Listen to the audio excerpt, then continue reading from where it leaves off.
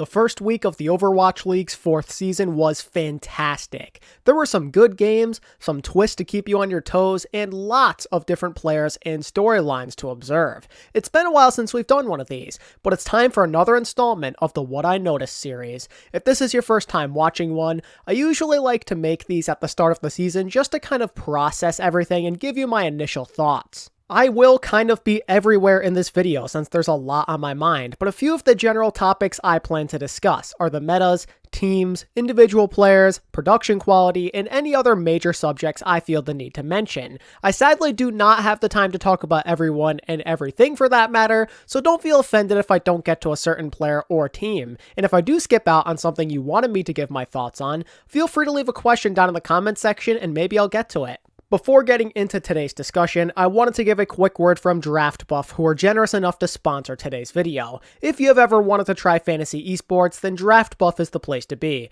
With support for Overwatch and 4 other esports, there's a great chance you're going to find something you're interested in. There's so many different activities to try as well. The most popular game mode of theirs is the Fantasy League, where you draft a team with anywhere from 4 to 10 players. The goal is to beat your competition by hoping your players earn more points, edit your lineup, sign new players, and make trades to ensure that your team comes out on top. You can also try out the weekly Draft Royale feature where you compete with entire communities. And the best thing about this game mode is you are not locked into any certain player. You get to choose who you want every single week. It all depends on who is playing though. You can only choose players who are playing in that week. Keep in mind that you are under a salary cap as well, and not every player is going to be worth the same, so strategy is key here. I have my own community Draft Royale, which you can join through the link in the description. We've got over 1,000 people in it, and there's even a leaderboard to see who is doing the best each week and on the year. There's also some fun social features to check out, such as the chat, where you can talk about fantasy and the games in general, and there's even a discussion tab where you can answer and share questions with the rest of the community.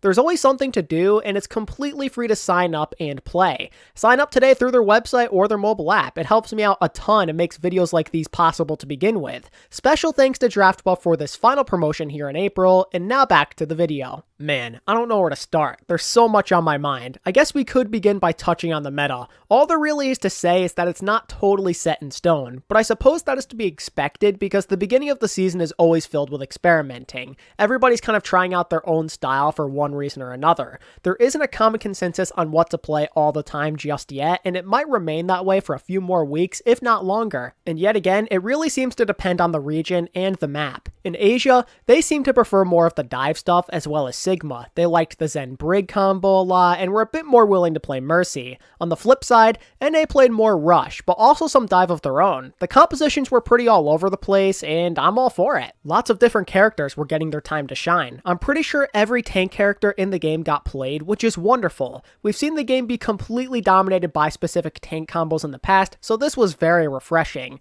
And while there was not nearly as much variance, all of the supports got time in the spotlight too. In terms of DPS, there was a ton of McCree, Tracer, Ashe, Mei, Echo, and Sombra. The big thing I took note of at DPS though was how little Widow was being touched. It gives sense given the meta, but it still felt pretty weird because this game is usually dominated by her at the highest level. So to see Widow being more of a map-specific pick was a nice change of pace. I was very pleased with what was going down, and it was very refreshing to see a lot of Rhine and McCree, for example. I loved how the strategies and comps being ran were widely map dependent. It's nice to not have to watch the same thing map after map, you know? I don't expect the meta to stay this wide open forever, but I'm sure going to enjoy it while it lasts. That concludes my thoughts on the meta, so now let's get into some of the teams and their players. And would there really be a more fitting way to start this video than with the shock? Who said you can't teach old dogs new tricks? This group always finds new ways to entertain me. I mean, come on. What they did with Violet made no sense. It was crazy. This man is a true flex god.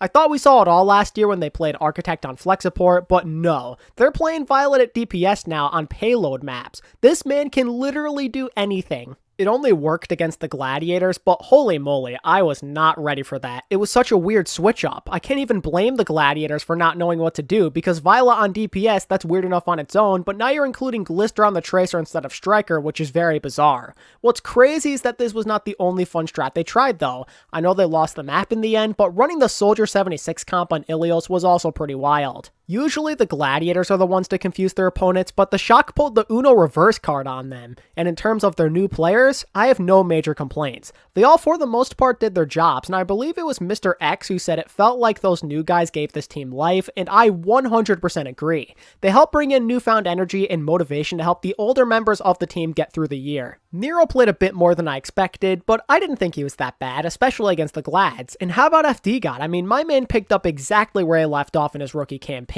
because his Lucio is still nuts. He literally got like 5 environmental kills on that first map against the Glads. It's looking like he's going to fit in just fine. If anything, he offers a new dynamic that the team never experienced with Moth thanks to his aggressive style. But the thing is, the Shock still kind of started off slow again. The Glads game they played well, but they did lose to the Outlaws. And I mean, they kind of got dominated in the first half of that game. They made it interesting in the second, but they dug themselves into a hole that they just couldn't overcome. I give them credit for showing amazing resilience as always, but it's not good to put yourself down like that early. Maybe they should be doing a little less experimenting in game. But of course, because they're the Shock, I'm sure they're going to bounce back. Games like this usually make them stronger, and then they just beat down everybody as a result from their learning. But for now, it is back to the drawing board. While I'm on the topic of the Gladiators, I have to say that I'm a little disappointed in their performance. An 0-2 start to the year is not promising, and they had such high expectations during the preseason, and they kind of failed to, leave a good first impression, if you will. It's one thing to lose to the Shock, because that's not a big deal, it happens to everybody. They kind of just fell behind in the second half of that series, but losing to the Fuel the way they did is a different story. Dallas are a strong team, yes, but the Glads were the clear favorites to win. No Exy meant that Birdring should have had all the room in the world to do his thing while remaining relatively uncontested, but the Gladiators were unable to take advantage. They were not able to adjust to the unique strategies ran by Dallas. They looked lost out there as a collective unit. The talent of this roster should not correlate with these results. It's a new team, but mid-game adaptations are still lacking. Also, I was not a big fan of the Mirror Kevster combination. In my opinion, Birdring should almost always be in the game because he is far too valuable as a playmaker. That and mid-game adaptations are the two things I'd like to see the Gladiators work on heading into next week and beyond. So in terms of their new players, I thought all of them did just fine. Moth and Shu, they seemed kind of comfortable out there, and Muse had his moments on the Reinhardt, but he was a little bit shaky at times throughout the weekend, I will admit that. It's nothing that can't be resolved with a bit more practice and experience though. But for some reason, this team simply could not string together a bunch of good maps consecutively. They were all over the place. The Glads have their work cut out for them because that was a pretty poor display from a team who is considered to be one of the best in the league on paper. How about we shift our attention over to the teams out of Texas? To start, I wanted to say how proud I am of the Outlaws. They actually pulled through in a do-or-die final map, and they did it twice. They were competitive out there, and I tip my hat to Django and Piggy. They made mistakes, yeah, but they absolutely exceeded my expectations, and they're making me eat my words early on. Both of them hung in there with some well-established tank players, and if they can keep this up, then Houston could be in for a pretty good year. But of course, the real stars of the show for me were the DPS. Happy and Dante played extremely well, but that's a given because these were the guys I had expectations for to begin with. Dante, he was his same heroic self, not much to talk about there. But how about Happy? I mean, my man really came through on the McCree and Hanzo. He is doing exactly what I hoped he would. He complements Dante very nicely and alleviates a lot of the pressure that he's dealt with constantly in previous years.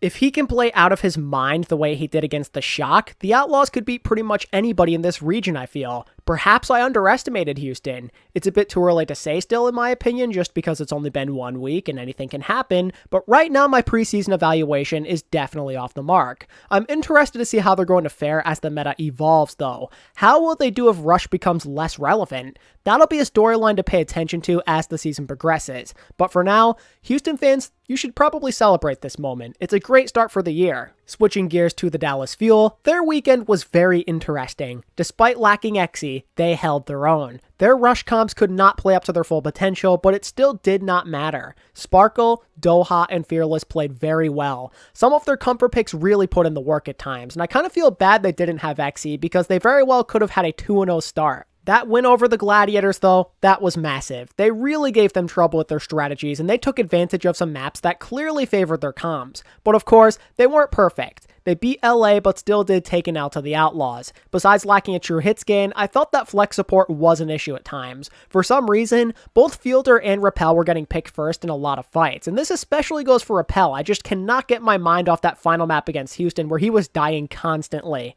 I know he synergizes well with Jexay and all, but he was not doing his team any favors in a do-or-die scenario. Generally speaking, I am not a big fan of swapping between flex supports on a map-to-map basis, so hopefully they'll figure this out because I would hate to see them struggle that way. But there definitely were some bright spots too, it wasn't just negatives, because again, they still did get a dub. I for one was very impressed with Sparkle in particular though. Their prolific Doomfist, that was to be expected. But he blew me away with his Tracer. It was not perfect, but he surprised me. He was pretty solid in both games, and I loved his aggressive attack. He was pressuring the enemy DPS constantly, and there were moments where it truly paid off. Maybe the Sparkle believers were right. Perhaps they're onto something here by saying that Sparkle can be the answer at Tracer. It's a bit too early to tell still, but the potential is there. This weekend gives Dallas fans something they haven't had a lot of lately, and that, my friends, is hope. Even under some of these not great circumstances, they were competitive this weekend. They truly did make the best of a bad situation. They played their comfort picks and it gave their opponents a lot of trouble. They gave it everything they had and I could not be more proud of them because of the results. Now we have to address the elephants in the room. How about the new look Valiant? They weren't great by any stretch of the imagination, but maybe not as bad as I anticipated.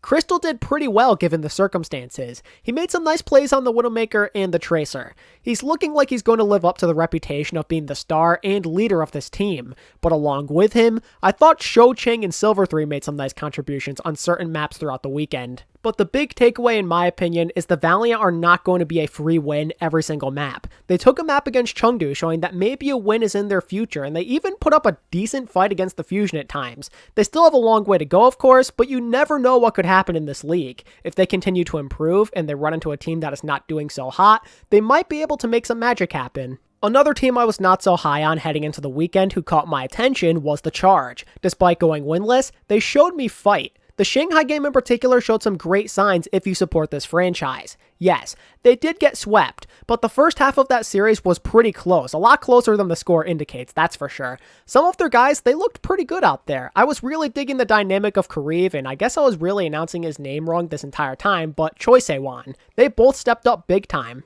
Kariv was doing his typical carry shenanigans that we've grown accustomed to over the years, and it shows that maybe the Charge could survive in a world without Shu if they put it all together. But Choi, he is the one that stole the show for me, because I kind of expected Eileen to be the starter after how great he was in Season 3. So I felt a little bit worried seeing Choi out there at the start, but he very quickly put my suspicions to bed with some big plays throughout the entire weekend. I thought he'd be more of a projectile guy for sure, but he absolutely killed it on the Tracer. It seemed to me like he was making contributions every fight in both games. It gives the Charge some life, you know? Him and Mai Lee make for this new and refreshing, exciting DPS duo who could evolve and become deadly as the months roll on. I called them out as the rookies who would not step up on this roster, but they were by no means the problem. So while the Charge are off to an 0-2 start, they have given us something to look forward to in these next couple of weeks. The next team on my list I wanted to address is the Philly Fusion because I was way off the mark. I thought the emergency signings might slow them down a bit in the Seoul game, but it was not a problem at all because Toby and Hoppa did just fine. Carpe did Carpe things and then Alarm popped off in usual fashion. The performances from Mono and Rascal, I thought they were impressive as well. Mono was his same consistent self, so no surprises there, but how about Rascal on the Tracer? His performance on that character far exceeded my expectations. I never really pictured him as a Tracer player, kind of like with Choi, but Rascal left his mark. He outplayed Prophet, plain and simple. There is no debating it. Carpe and Rascal might take the world by storm as one of the league's best DPS duos. Philly could have something special in the making here with their fully Korean lineup. Wrapping up some of my major thoughts on the teams, I wanted to bring up the Hunters and Dragons respectively. For Chengdu, all I have to say is I'm very proud of them. I know it may not seem like much in the grand scheme of it, but this is their first 2-0 start in franchise history, and they felt pretty consistent too. I was a little worried when they dropped the map to the Valiant, but that was pretty much their only real hiccup. Plus, they 3-0'd the Shanghai Dragons in a very decisive victory. That is what you like to see. Their good start is a real confidence booster for this group. So many of those guys were clicking. Gaga was solid, their support line held their own, and Leave was feasting out there. That was the Leave I was expecting to see last year. He looked cool, calm, and collected as he made big play after big play. Chengdu are in the driver's seat, ladies and gentlemen. Now it's a matter of showcasing this level of play consistently, which could be a challenge if you're going off previous history. Now let's discuss the Shanghai Dragons, because this was not quite the start I envisioned. The first half of their matchup with the Charge, I think it was pretty sloppy. The Chengdu matchup as a whole, that wasn't pretty either. Despite not getting rolled by random Wrecking Ball stuff, they still got Chengdu'd on the opening week. They felt kind of sluggish out there overall. It was a slow start despite a few amazing performances out of Fleta. The team was making a ton of mistakes. They didn't look totally comfortable on Wrecking Ball comps, and for some reason, they refused to play Double Bubble despite it being such a powerful comp. I don't know if they think it's bad or if they're just not good at it, but this is something I would like to see them play more of. Also, the general adaptations I think need to be a bit better. They let the Charge hang around in that first half, and Chengdu walked all over them time after time without having to put in all that much effort. They gotta be more willing to make swaps. They're not going to be that same dominant team as last year if they don't. There were many times throughout the weekend where they were not in control like we're used to seeing. That Chengdu game in particular was a complete eye-opener. Yes, they played sloppy, but there were also times where Chengdu genuinely just felt like the better team out there. Oasis and Gibraltar show this firsthand. I'm sure they'll bounce back in no time because they're Shanghai, but this might be a point of concern if things keep going the way they are. Before we end the video, I wanted to express how happy I was with the production quality. The league took a bunch of steps in the right direction. The graphics and videos they played were clean. As a big stats nerd, I for one was loving the different stats graphics they were putting up on the screen. The whole Indeed resume thing was very clever. And let's give them a round of applause for not having nearly as many technical difficulties as the start of last year.